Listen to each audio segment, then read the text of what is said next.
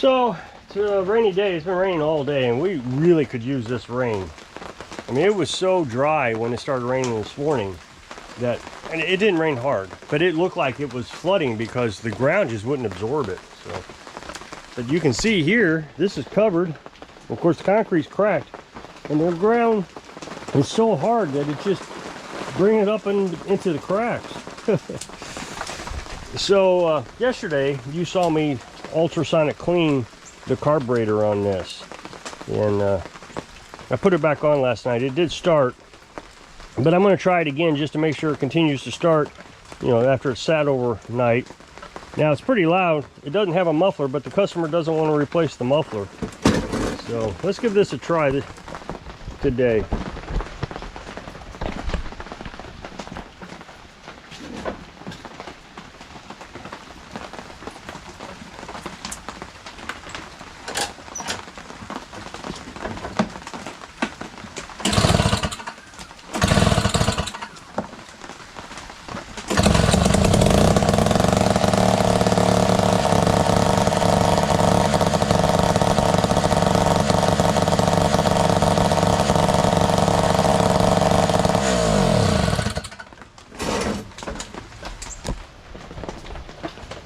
Well, I did better than yesterday. Yesterday, I had a bunch of problems with this. I called the customer, so I stopped working on it after I cleaned the carburetor. The rope broke. It popped off. I got the carburetor put on. I pulled the rope a couple times. It popped off.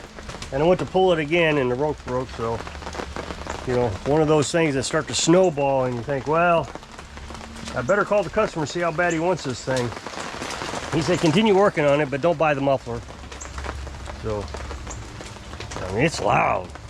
He'll need earplugs to run that. That's really loud. So I got the rope replaced, and then when I was trying to start it, the governor adjustment was off, so I had to fix that. So this is the first time I've started it, because it was late last night when I got that adjusted. So this is the first time I started it since the governor's been adjusted. And boy, that popped right off quick. So what I'll do is, when I'll take it back to him, I'll start it so he knows it runs, and then I'm going to drain the gas out of it and then run the carburetor out of gas. That way we don't have this problem again. And the backpack blowers, all they got to do is a little tune-up, change spark plugs, change the fuel lines, new fuel filter, new air filter, and then I can get all this back to him. So this is going to be a pretty profitable job.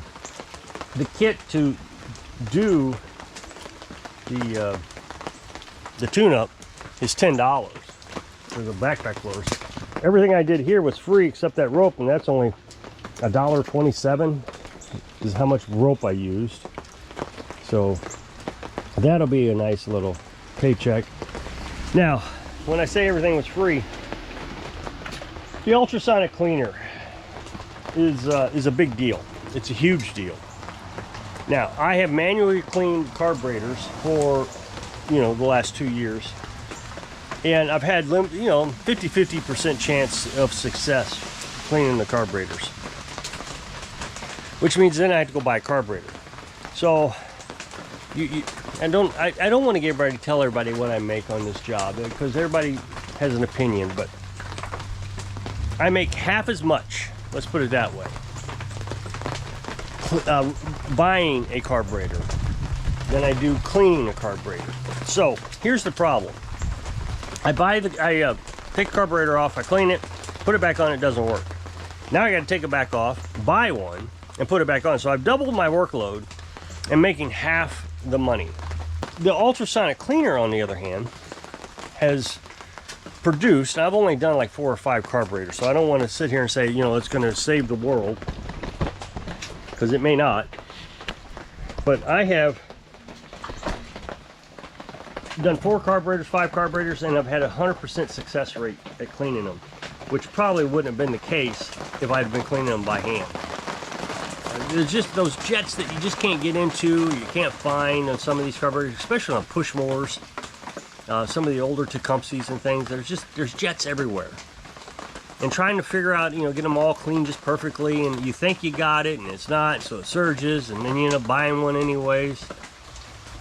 So with the ultrasonic cleaner, it appears to be knocking out all the dirt. Now, the other thing I've been doing is I've been running it for an hour instead of the half hour or 20 minutes that all the mechanics run it for. I figure why, you know, it's not costing me anything. It's noisy as all get up. That's why it's in the camper. So, but I don't see why I can't run it for an hour and just make sure everything's good and clean. It runs, like I said, off the solar panel, so it's free electric. So, which brings me to a subject that Carolyn and I have been talking about.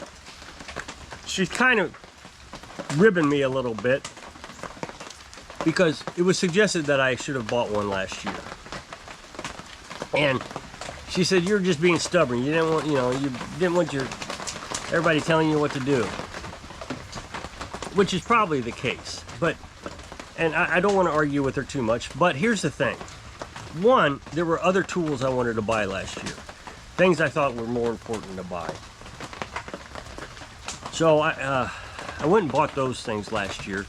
And you know, there's a huge, not huge, but there was an expense to all that, all the tools that I was buying and trying to get, you know, figure out what I wanted to do. And so I didn't think the ultrasonic cleaner was going to be that effective. And there wasn't a lot of YouTube videos out there telling me that they were that effective. I don't think I've seen any until recently that were saying that they were effective. But I watched one video this year, just one, and he says, I used to hand clean all the carburetors, and he says, since I bought this ultrasonic cleaner, it has been a game changer or something like that, whatever he said. And I was like, okay, someone has finally said something. So then I started researching, and I realized that it's a good deal.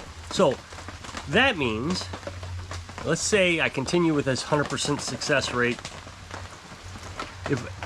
If all the carburetors that I had to buy last year, you know, they're all $25 a piece, or let's just call an average $25 a piece based on everything I had to buy this year. Let's say there was $400 in carburetors that I bought. That's all mine now. I get to keep that money because I charge the same, roughly the same, for a cleaning as I do for a new carburetor. Now, here's the thing. If the carburetor has been sitting a long time and has deteriorated a long time, a few years, I may still have to buy carburetors. You know, it's going to need gaskets and O-rings and needle valves and all that stuff. Float, you know, the float. And it really isn't that much cheaper to buy the rebuild kit as it is to just buy a HIPAA carburetor. You know, when they're doing a rebuild kit, they're thinking that you're going to rebuild an OEM carburetor. Those OEM carburetors are $100. Or you can get a HIPAA one for $25. So when you're spending $30 or $40 for a rebuild kit, that makes sense if you're going to rebuild an OEM carburetor, but it doesn't make sense if you can just buy a HIPAA one that you know is going to work for 25 bucks. So there are still going to be times that I'm going to have to just buy the carburetor, which that's fine. But this is going to be so much more profitable next year and so much easier. Not that the cleaning was hard. The cleaning wasn't hard. The easier part is, here, how do you explain this? Piece of equipment comes in, you do a diagnostic on it, you realize, yeah, it needs carburetor work. And you're trying to make a judgment call. Do I just go ahead and buy a carburetor and replace it, or should I clean it first? So you're trying to make this decision based on no information, because you don't want to dig into it and realize, well, this isn't going to clean, and then you end up going and buying one anyways. Whereas with the ultrasonic cleaner, I can throw it in the ultrasonic cleaner, let it sit. It's just going to be easier. It's just the best way to put it. It's like I said, it's going to be hard to explain. So I may have been stubborn. There were reasons behind my stubbornness, I think. You know, it's easy for some commenter to say, you need to get an ultrasonic cleaner. Well, okay. What about all the other tools I needed to get? What about I didn't know which ultrasonic cleaner to get? What about I didn't know what cleaners to use? What about I've never really even seen one, much less used one? You know, this is kind of, it's not newer technology, but these smaller ones that you can, you know, use for, that's kind of a new thing, where they come down in price where it's actually reasonable to buy. You know, when I was learning all this stuff, I don't think anybody knew what the heck that was. Which brings me to yesterday's video. Yesterday's video, I was talking about this guy who has brought his lawnmower over 3 times. The first time he brought it over, it was flooding out the engine. But I poured out the gas and I dropped the bowl on the carburetor. I cleaned the bowl, put the bowl back on, drained the gas, put new gas in it because the gas was bad. That's why I drained the bowl. So I would imagine that when I dropped the bowl, the float was stuck open. I would imagine. I mean, I'm sure it was stuck open. And so it was flooding out. Well, when I dropped that bowl, it reset the float, is the best way to put it. Resetting is a bad word to use, but for lack of a better word, it reset the float, put the bowl back on, everything was fine, put fresh gas in it, drove it around the yard, I put it back on his trailer. Now remember, it was flooding out non-stop. When he gave it to me, it would barely get down to the patio here. I mean, what is that? 200 feet? And it was blah, blah, blah. I changed out the gas, took the bowl off to get the gas out of the bowl, put it all back together, put new gas in it, ran around the yard several times, ran around over there next door several times.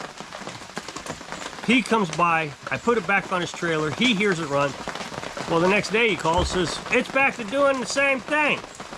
Okay, so I buy a new carburetor and I put it on. And he runs it all summer. And now it's back to doing the same thing. Okay, so you're telling me 3 times now the carburetor has done the same thing. There's something else going on. Now, I know somebody's going to say, well, you need to figure out what that is. Well, I have figured out what it is. I mean, you have fuel, a fuel line, a fuel filter, and the carburetor. That's what you got, fuel line. It's getting too much gas. Of course, you got the fuel pump. Now, somebody's going to say, well, the fuel pump could be, it's one of those impulse ones. They're very low pressure. It hardly, I mean, we could replace it, I guess, but that's just very low pressure. The thing is the carburetor worked the entire summer. So if it was the fuel pump, it would have picked right back up as soon as we replaced it. I would have figured this out almost instantly because it was too much pressure. The carburetor's still basically new. There would be no way it would have changed that fast. So I can eliminate the carburetor as a problem because, like I said, it's happened 3 times. It would have done it when I drained the gas. It was the fuel pump.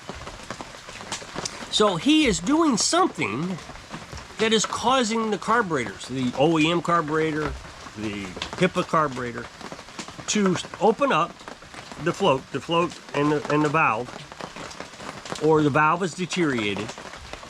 He is doing something to cause this, and he's blaming me. And he doesn't want to listen because he doesn't have money. He can't listen. He's got to get me to fix this for free. So the more I think about this more and the way the conversation ended up going yesterday, the more I realize he is doing something wrong. Now, like I told you in yesterday's video, if you run your lawnmower, which your owner's manual tells you you shouldn't do anyways, if you run it up on a ditch or a steep hill, that float can fall down and get stuck open. So now the gas is just flooding right into it. It happened to me on the Beast just maybe a month ago. I was really pushing it with the Beast. And for reasons the reason I do it with the Beast is if I did it with the John Deere, you know, John Deere is a new tractor and I don't want to tear it up and all that stuff. But the Beast was $100. That's what I bought it for. I put a couple $100 into it. There is one on Facebook Marketplace right now that he said ran last year, so probably needs the carburetor clean, for $100. So even if I broke this one, I could go buy that one, and I could swap out parts. I would have a fixer, you know, a parts mower and a running mower. So it's a good idea to tear that one up. So I'm just beating this thing up against that ditch over there, just trying to, because at the time we didn't have a weed eater. So, and the carburetor stopped. I knew it would happen instantly. It happened. It just started choking out. You could hear it. Just too much fuel getting into it. So I popped the carburetor over, or off, turned it over, just like that. That's all I did, was I turned it upside down, put it back on the lawnmower, and it ran fine. So it could be something that simple. Or just drop the bowl and push that. It's easy to figure out.